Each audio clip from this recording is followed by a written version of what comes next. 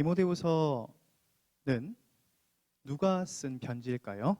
디모데가 쓴 편지가 아니라 사도 바울이 쓴 편지죠. 디모데에게 보내는 편지입니다. 이 디모데후서는 사도 바울이 가장 마지막 때에 로마 감옥에서 이 마지막 시간을 보낼 때에 가장 나이가 많았을 때에 기록된 책입니다.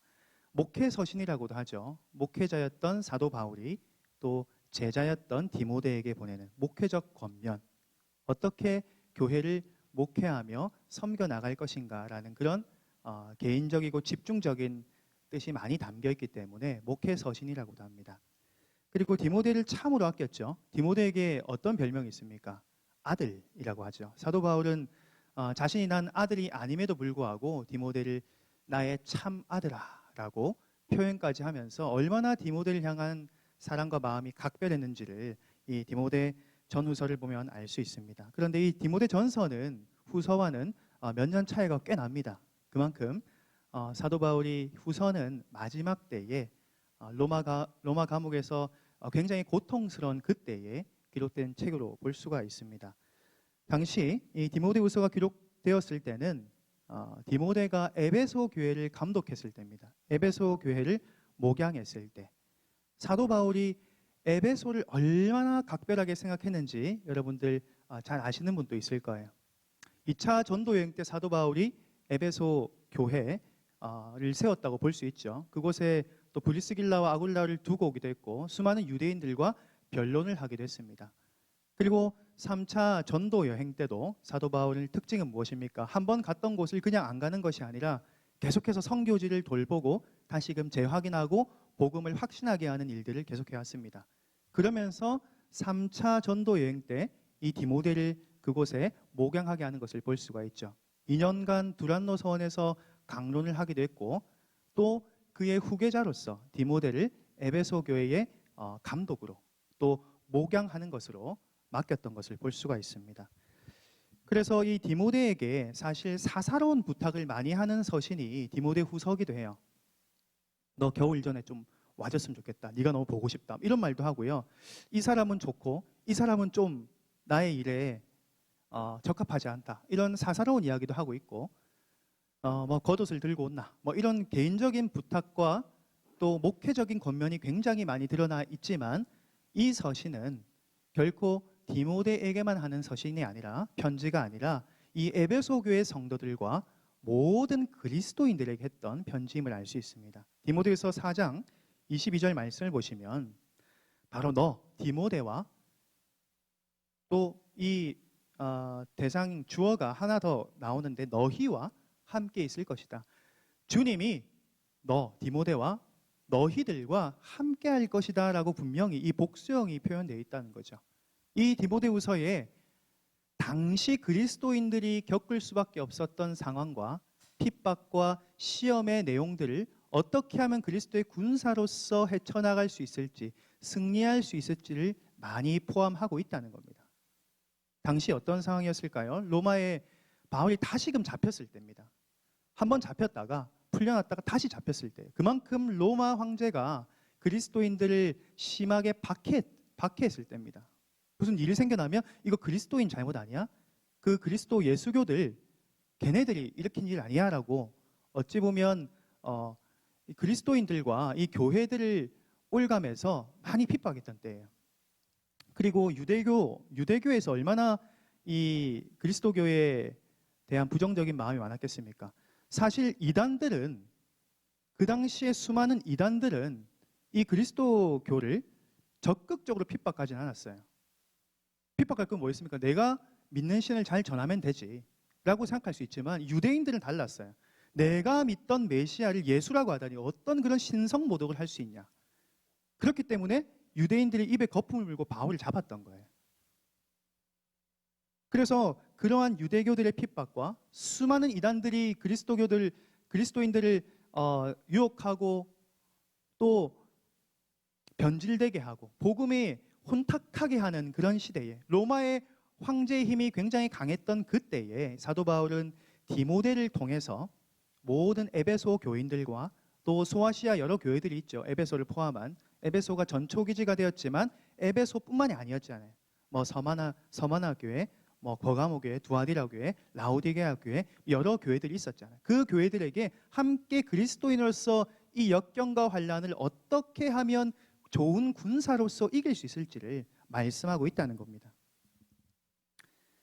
우리가 어렵고 힘든 이 상황을 보내고 있습니다. 어쩌면 방식은 다르지만 모양은 다르지만 여전히 하나님을 섬기며 따르는 것이 고통과 고난과 시험이 한시도 끊이지 않는 것 같다는 생각이 듭니다.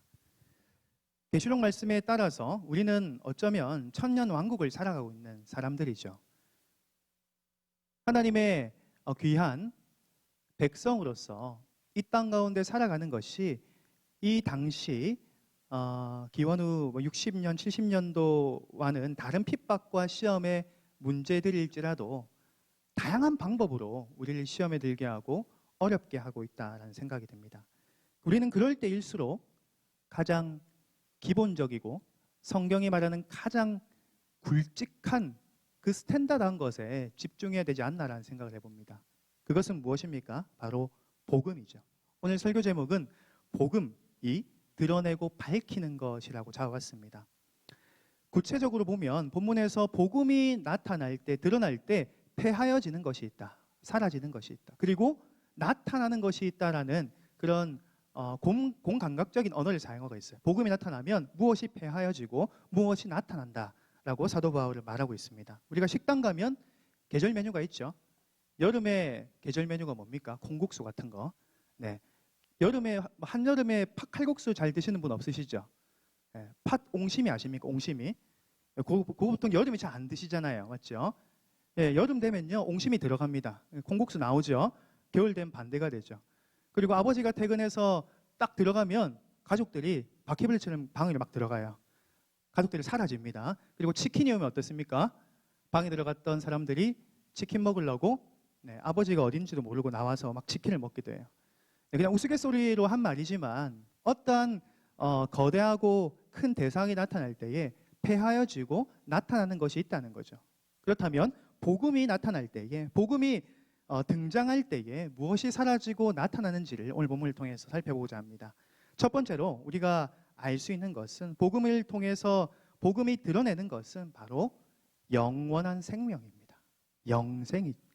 영생이죠. 10절 말씀을 함께 한번 읽어보겠습니다. 시작. 이제는 우리 구주 그리스도 예수의 나타나심으로 말미암아 나타났으니 그는 사망을 패하시고 복음으로써 생명과 썩지 아니할 것을 드러내신지라. 아멘. 여러분, 복음이 나타났다라고 합니다. 복음은 무엇을 통해서 나타난 것입니까? 복음에 더욱더 근원적인 것이 있습니다. 원인이 되는 것이 있죠. 그것은 바로 예수 그리스도입니다. 예수 그리스도 없이는 복음도 존재하지 않습니다. 복음이 나타났다고 하는데 더 근원적인 것은 예수 그리스도가 나타났기 때문에 복음이 나타난 거예요. 여러분, 복음의 정신, 아니 복음이란 것이 무엇입니까? 여러분, 복음을 우리가 굉장히 길게 정의할 수도 있고 또 짧게 이야기할 수도 있겠어요. 그런데 이 짧게 이야기하는 것이 저는 뭐 크게 성경적이다라고 생각하지도 않고 좋아하지도 않지만, 한정된 시간 안에 우리가 함께 말씀을 나누려고 하면 어떻게 정리할 수 있을까요? 복음은 예수 그리스도의 죽음, 예수 그리스도의 부활이 우리에게 구원이 된다는 것입니다. 다시 한번 제가 말하겠습니다. 복음은 예수의 죽음과 부활이 우리의 구원이 된다는 것입니다. 여러분, 이 복음이란 단어, 이 유앙겔리온이라는 단어는 당시의 전쟁의 승전보를 울릴 때 사용했던 단어예요. 우리나라가 전쟁에 이겼습니다라고 했을 때 얼마나 복된 소식입니까? 기쁜 소식입니까? 그래서 사람들이 와 환호 부르면서 우리가 이겼다라고 했던 것이 바로 복음입니다. 그리고 자유와 해방의 소식, 지금까지 우리를 압제했던 그런 국가 바벨론이 드디어 멸망했다. 와, 복음 아니겠습니까? 얼마나 복된 소식, 기쁜 소식이겠습니까? 굿뉴스가 아닐까요? 이 유앙겔리온이라는 단어가 그렇게 사용됐다는 거예요. 왜 그렇게 우리에게 기쁜 소식이 되는 겁니까? 예수 그리스도의 그 십자가의 죽음, 그리고 그 부활이 우리에게 영원한 생명이 된다, 구원이 된다라는 그 말씀이 우리에게 복음이 된다는 것이죠.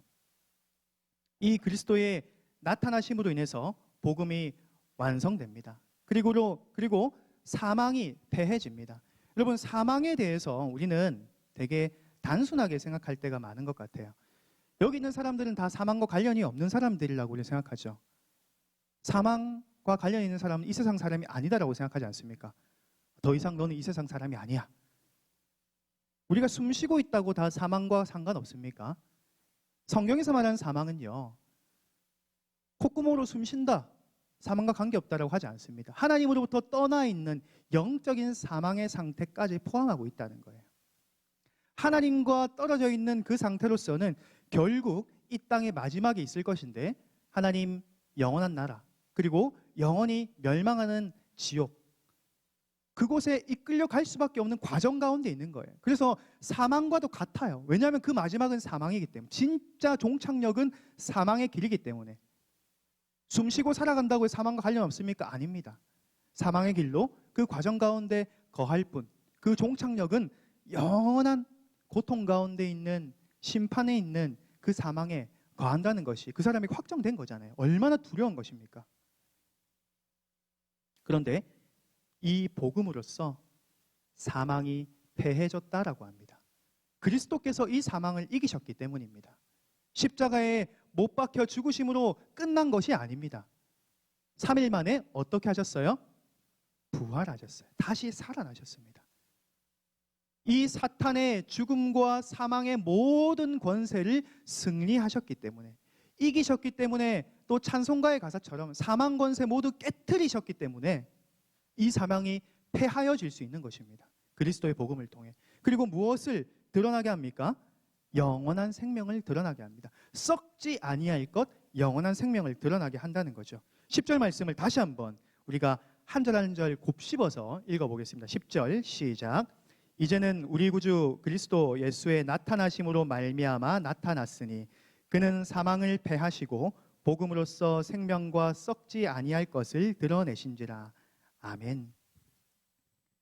죄와 사망 가운데 거했던 우리의 모든 죄악을 패하여 주시고, 어쩌면 살아도 사는 것 같지 않은 우리의 인생, 참된 진리와 복이 없는 인생, 우리가 여겼던 복이 참 복이 아닌 것을 알았을 때의 허망함도 하나님께서는 해결해 주시는 거죠. 죽어서 영원한 지옥과 절망에 빠질 수밖에 없는 불안한 미래, 불확실한 우리의 미래 가운데 영원한 소망을 주시는, 영원한 생명을 주시는 하나님 아버지의 사랑에 감사하시는 여러분들 되시길 바랍니다. 우리가 어렵고 핍박당하고 힘들고 시험당하는 그때에 가장 성경에 말하는 굵직한 이 복음으로 돌아가야 한다는 것이죠. 이 복음의, 이 구원의 감격과 기쁨이 나에게 사라져 있다면 그 어떤 것으로 대체하려고 해도 그 근본적인 문제가 해결되지 않는 것을 볼 수가 있다는 것입니다. 두 번째로는 이 오늘 설교 제목과 같이 복음이 드러내는 것과는 조금 다른 성격의 밝히는 것을 한번 살펴보려고 해요. 말은 비슷하지만 복음은 무엇을 밝히고 있냐라는 것에 대해서 한번 나눠보려고 하는데, 복음은 무엇을 밝히고 있습니까? 바로 죄인들을 밝히고 있습니다. 예수 그리스도의 복음은 죄인들을 밝히고 있습니다. 그 죄인을 밝히는 주님의 방법은 작은 첫 번째로서 주권적인 부르심에 있습니다. 9절 말씀을 함께 한번 읽겠습니다. 하나님이 우리를 구원하사 거룩하신 소명으로 부르심은 우리의 행위대로 하심이 아니요 오직 자기의 뜻과 영원 전부터 그리스도 예수 안에서 우리에게 주신 은혜대로 하심이라. 하나님이 구원하사 우리를 부르심은 우리의 무엇이 아니다라고 합니까? 행위가 아니다라고 합니다. 우리의 행위가 아니다. 그렇다면 무엇이라고 합니까? 우리에게 주신 은혜대로 하신다. 우리의 행위가 아니라 우리의 은혜대로 하신다라고 말하고 있습니다. 오늘 설교가 좀 교리적인 설교라서 여러분들 좀 졸릴지 모르겠는데 한 두어 분이 눈을 감으려고 해가지고 제가 잠깐 이야기했어요. 우리의 행위가 아니라 하나님의 은혜대로, 하나님의 주권적인 부르심대로 이루어진다는 겁니다. 이 죄인들을 밝히는 하나님의 방법, 이 복음이 어둠 가운데 있는 죄인들을 밝히잖아요. 그런데 그 방법은 그 사람의 행위가 아니라 하나님의 주권에 있다. 너희의 행위가 아니라 우리에게 주신 은혜로 하신다. 자기의 뜻과 영원 전부터 그리스도 예수 안에서 이루어진 은혜대로 하신다.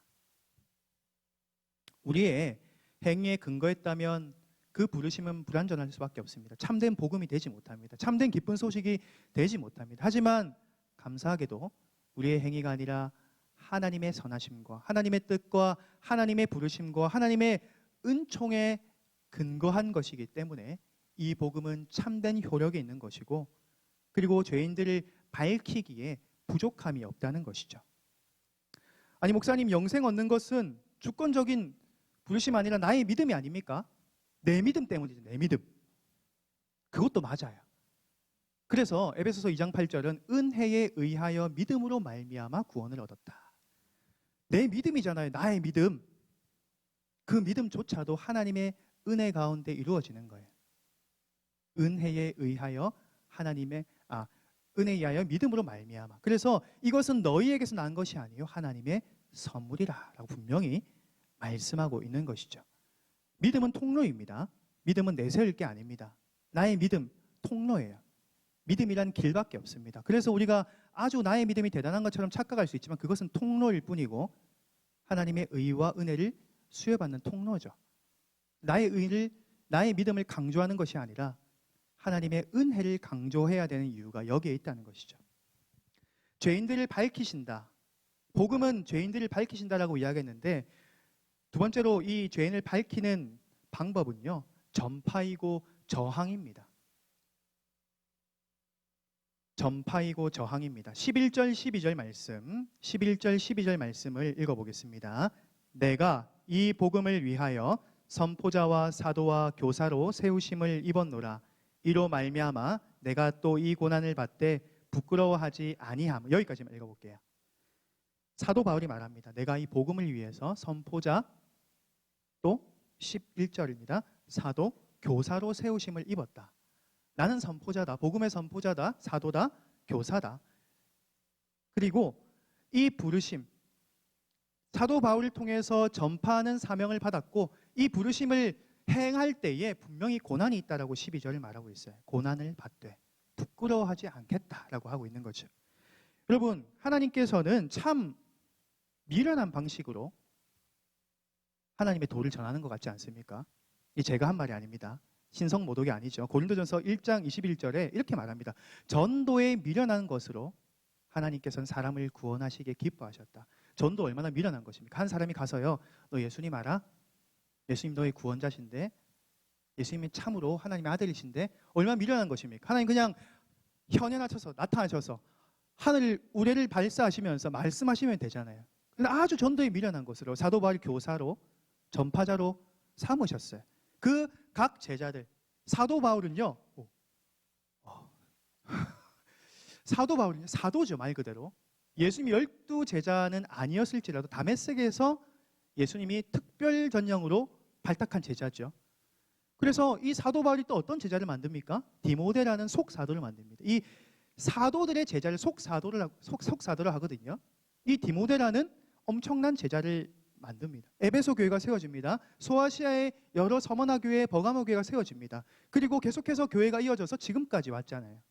얼마나 전도에 미련한 방식입니까? 하지만 이러한 전파, 확산, 재생산의 방법을 하나님께서는 사용하신다는 거예요. 우리가 복음을 알고 복음에 감사합니다. 그런데 우리는 이 복음의 발걸음으로 부르심 받았다는 사실을 잘 알아야 합니다. 제가 당장 지금 이번 주에 가서 전도 많이 해오라라고 말하는 것이 아니라 우리의 삶이 전도고 우리의 전파가 전도입니다. 리빙 바이블이라는 말이 있어요. 살아있는 성경. 이 성경을 여러분들의 삶으로 살아내는 것이 전도입니다. 여러분들이 참 기쁨을 얻지 못하고 참 구원과 은혜를 얻지 못하면 어떻게 전도가 되겠습니까? 교회 오라는 말이 거짓말이 되겠죠. 이 전파로 하나님께서 사용하신다는 것입니다. 그리고 저항이 따릅니다. 사도 바울이 끊임없이 저항당했던 것처럼 디모데가 이 에베소 교회 수많은 이단과 유대인과 로마의 핍박을 받았던 것처럼 우리에게도 저항이 있죠. 홀믿음 가정이 있습니까? 여기서 혼자 믿으시는 분도 있을 것 같아요. 그리고 직장에서, 학교에서 말씀대로 살아내는 것이 어찌 쉽습니까? 얼마나 어렵습니까? 양심의 가책 들 때 많잖아요. 저도 너무 많은 것 같아요. 하나님 말씀대로 살지 못할 때에 이 찔림을 주시는데 그것 또한 시험인 것 같아요. 그리고 그 자리에 가야 내가 높아질 것 같은데 그 자리에 가는 것, 불의한 것 알게 되는데 갈 수가 없잖아요. 그 담배 피고 술 마시는 자리에 가야 내가 좀 더 진급할 수 있고 좀 더 좋은 자리에 오를 수 있는데 내가 갈 수 없는데 주일 성수를 위해서 어떤 것을 포기해야 하는데 얼마나 어려운 점들이 많습니까? 이 에베소 교회와 이 시대와는 다른 종류의 유혹과 핍박과 시험이지만 우리 가운데 여전히 존재한다는 거예요. 그 가운데 우리가 이 그리스도 복음을 전파할 때에 저항당한다는 것이죠. 말씀을 마무리하려고 합니다. 여러분, 복음을 우리에게 나타내 주신 그리스도께서 우리에게 명하시는 것이 바로 오늘의 말씀이 아닐까요? 복음을 통해서 우리가 온전히 감사하는 것, 그리고 이 복음을 전파하는 것, 하나님의 부르심에 순응하며 저항당할지라도 고난받을지라도 주의 뜻을 선택하는 것을 여러분들 삶의 신조와 또 여러분들의 가치관으로 삼고 또 이번 주간도 살아가시는 귀한 우리 청년들 되시길 주님의 이름으로 축복합니다.